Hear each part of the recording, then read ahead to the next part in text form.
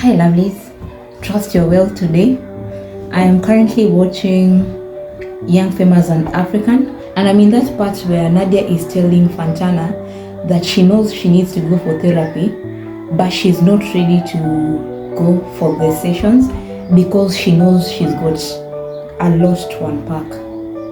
That statement by itself prompted this conversation. It prompted me to pick a camera and just speak about that line. If God forbid you are a person who is going through grief, and let us say by the grace of God you've got self-awareness to a point where you know the things that you need to do. For example, you know that journaling can help you, you know that therapy can help you, you know that reading some certain type of books can help you, but you are not ready yet.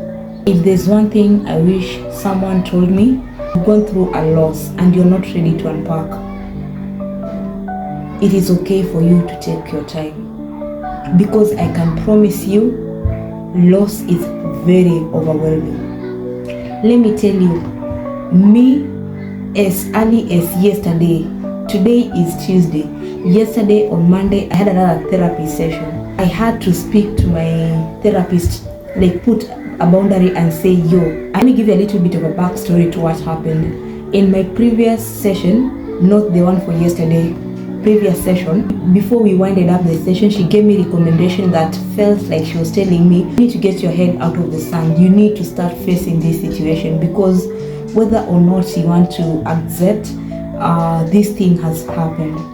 And much as she wasn't as direct as that, what I've just said, every strategy, every recommendation, every example, everything she said was leading exactly that. She was saying you need to now face this. You're going to take like 5 minutes out of your day and think about your brother, and think about ways you're going to honor him and stuff like that. And I remember that thing didn't sit well with me at all. When I came into the session, I was 5% energized to do something beyond the therapy session, but by the time she was leaving, she left me on like negative 110. And I remember just feeling so bad about myself, feeling so low about myself, feeling so empty, because I circled back to that question, is my brother really gone, mentally and emotionally? Something about how she said it reminded me of the job I lost, the very last job that I lost during the period where I lost my brother. HR person in that company and my direct boss were the cruelest people that I have met in this God's green earth. This is me telling you that if you're not ready to address anything with therapy, with journaling, give yourself that grace, because this thing is overwhelming. This thing is overwhelming and no one can tell you otherwise. Only you can advise. So if you wake up in the morning and the only thing that you can do is wash a cup, please wash that cup. Please wash that cup for as long as you can, as well as you can. Because you know what will happen? Tomorrow you'll have the strength to wash a cup and a plate, and that is how you grow to that place of healing.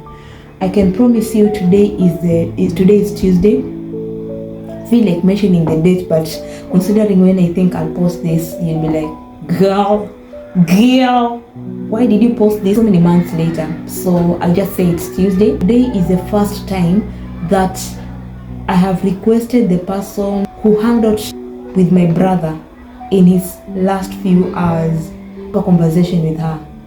Today is the first time I am willing myself to know who he was in his last hours. What was he thinking about? What was he talking about today? And I can promise you this is so many months later. So don't let anyone rush you. And don't even feel some type of way about not being ready. Don't even say, I know I should. Who said you should? No. Anytime you find yourself saying things like, I know I should be I know I should be ask yourself, who is that speaking?